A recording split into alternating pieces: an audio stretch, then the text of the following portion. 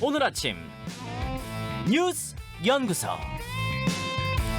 오늘 아침 뉴스의 맥을 짚어드리는 시간 뉴스 연구소. 오늘도 두 분의 연구위원 나오셨어요. CBS 유창수 PD, 뉴스톱 김준일 대표, 어서 오십시오. 안녕하세요. 예, 오늘 첫 번째로 살펴볼 뉴스 뭔가요?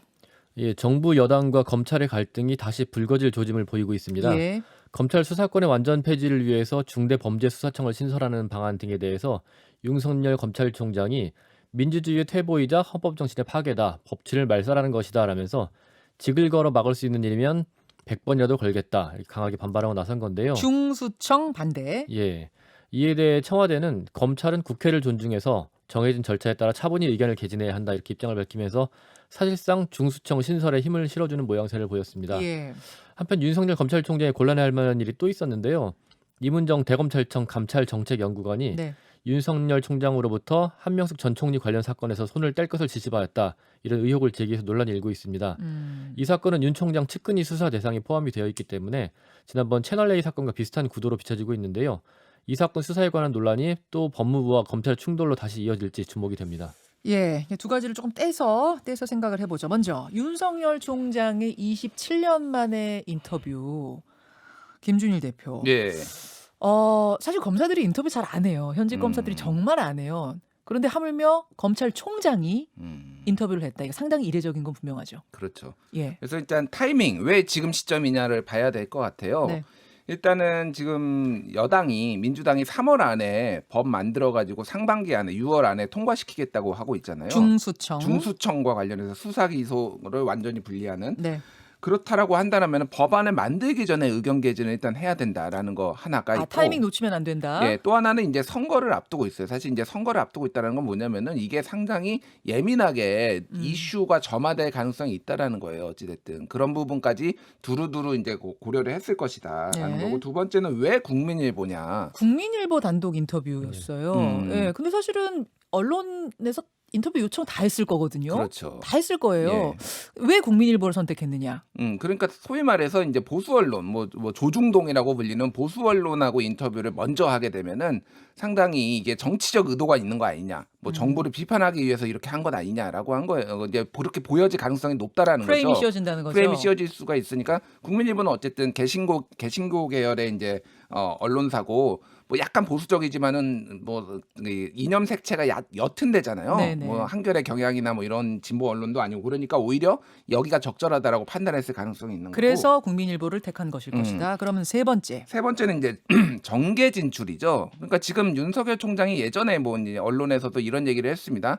발광체가 아니라 반사체라고. 그래서 두드려 맞아야지 여론 지지율이 올랐던 이제 사례들이 있어요. 그러니까 충돌이 심하게 벌어지면 벌어질수록 여당에서 윤석열 총장을 공격하면 공격할수록 지지율은 올랐어요. 예. 근데 공격이 잦아들고 나자 요즘 지지율이 떨어지고 있었어요. 그렇죠. 진짜 그래서 스스로는 빛을 못 내는 거 아니냐 이런 얘기가 나왔었던 건데 지금 이렇게 인터뷰를 한다라면은 이제 여권의 어떤 공격이 다시 파상 공세가 이어질 가능성이 매우 높고, 그렇다라고 한다라면은 이거는 다시 지지율이 오를 가능성이 있고, 그렇다면 이거는 정계 진출까지 지금 염두에 두고 인터뷰를 한 것이 아니냐, 이런 해석들이 나오는 거예요.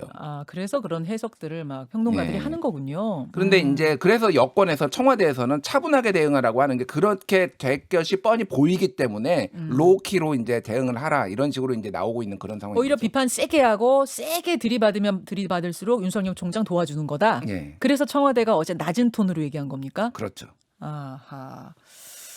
그래요. 일단 윤석열 총장이 중수청은 내 직을 걸고 반대한다, 안 된다 하는 이유는 뭔가요?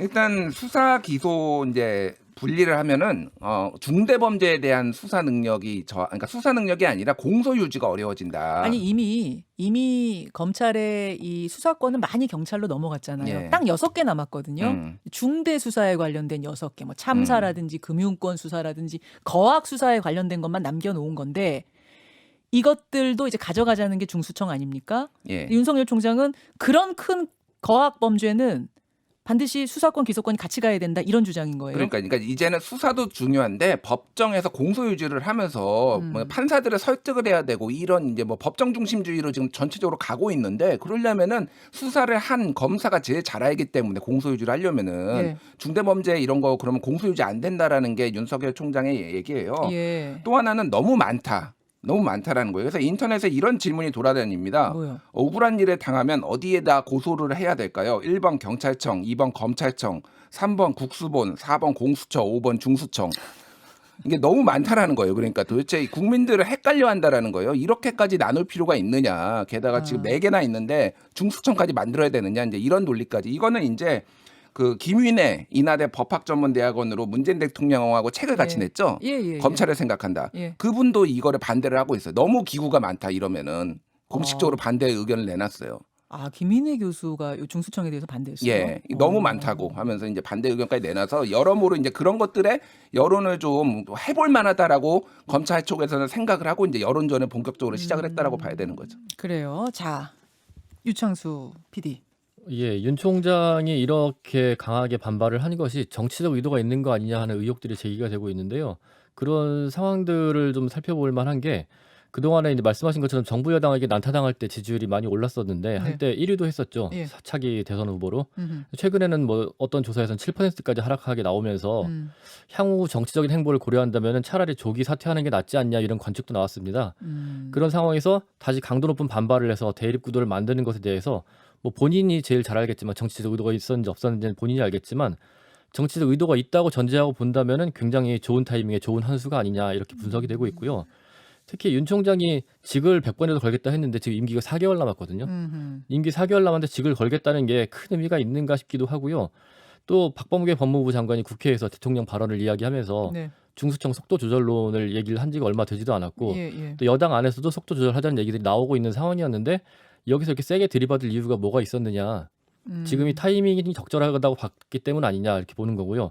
또 계산하기로는 정부 여당이 세게 나오지 못할 것이다라는 계산이 깔려 있을 것 같은 게 정부 여당 입장에서는 추윤 갈등 당시에 윤 총장 지지율은 올랐는데 반대로 대통령이나 당 지지율은 추락했던 경험이 있죠. 그래서 그 늪에 다시 빠져들고 싶지 않을 텐데 특히 선거 앞두고는 이제 맞대응을 자제하는 쪽으로 가겠죠. 그러면은 윤 총장은 임기가 4개월 남은 상황에서 지금 최선의 카드를 꺼내든 것이 아니냐. 이렇다면은 정치적인 의도가 있다고 말을 하진 않겠지만 정치적 의도가 있다고 본다면 굉장히 좋은 한 수가 아닌가. 정치적 의도가 있는지 없는지는 뭐 본인밖에 모르는 거죠. 그건 이제 평론가들 얘기인 건데 저는 딱 그게 떠오르더라고요. 김종인 비대위원장하고 제가 인터뷰했을 때 윤석열 총장 질문을 했잖아요. 그때 김종인 비대위원장이 그 운명의 순간이라고 표현했던가? 윤 총장한테 별의 순간이 올 거다. 그걸 잡아야 된다. 별의 순간이 뭡니까? 그랬더니 그건 답 안 했는데 이걸 얘기한 건가? 이 타이밍을 얘기한 건가? 뭐 이 생각이 들던데요. 정치 의도가 있는 건지 없는 건지는 뭐 본인만 아는 거니까 알겠습니다. 자, 이 내용은요. 오늘 박영선 후보가 2부에 출연을 하십니다. 뭐 법사위 위원이기도 했고 지금은 이제 서울시장 민주당 후보가 된 박영선 후보한테도 시간이 되면 이 질문도 해보도록 하겠습니다. 두 번째로 넘어가죠. 서울시장 보궐선거 출마한 열린민주당 김진애 후보가 어제 의원직 사퇴를 선언했습니다. 김 후보는 더불어민주당과 단일화가 무산될 경우에는 보궐선거를 완주하겠다 이런 뜻도 내비쳤는데요. 보궐선거 출마자 의원직 사퇴 시한이 3월 8일인데 이 3월 8일에 다가오고 있는데 민주당이 열린민주당과 그 단일화 협상에 적극적으로 임하지 않자 배수진을 친 것으로 보입니다. 그런데 민주당 입장에서 보면은 서울시장 후보로 박영선 전 장관을 확정하자마자 바로 다음 날 김진애 후보가 분위기에 찬물을 끼얹는 꼴이 된 거고요. 특히 야권과 지금 박빙의 승부가 예상되는 상황에서 김진애 후보 측의 요구를 다 무시해버릴 수도 없기 때문에 고민이 깊어질 것 같습니다. 그러니까 김준일 대표. 사실은 의원직을 유지하려면 3월 8일 안에 단일화가 이루어졌어야 되는 거잖아요. 근데 지금 며칠 안 남았잖아요.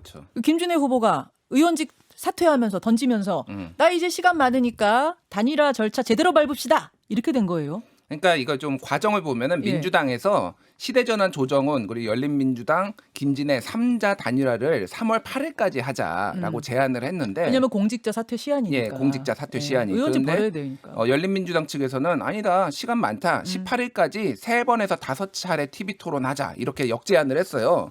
근데 민주당에서는 그런 건 좀 곤란하다. 난색을 표하니까 열린민주당 김진애 후보가 의원직 사퇴하겠다. 이렇게 된 거예요. 그러면은 3월 18일까지 가는 거죠. 그래서 이제 단계적으로 결국은 시대 전환하고 3월 8일까지 먼저 하고 그 다음에 승자가 뭐 김진애 후보랑 하는 이런 이제 투 트랙이 된 거죠. 일종의.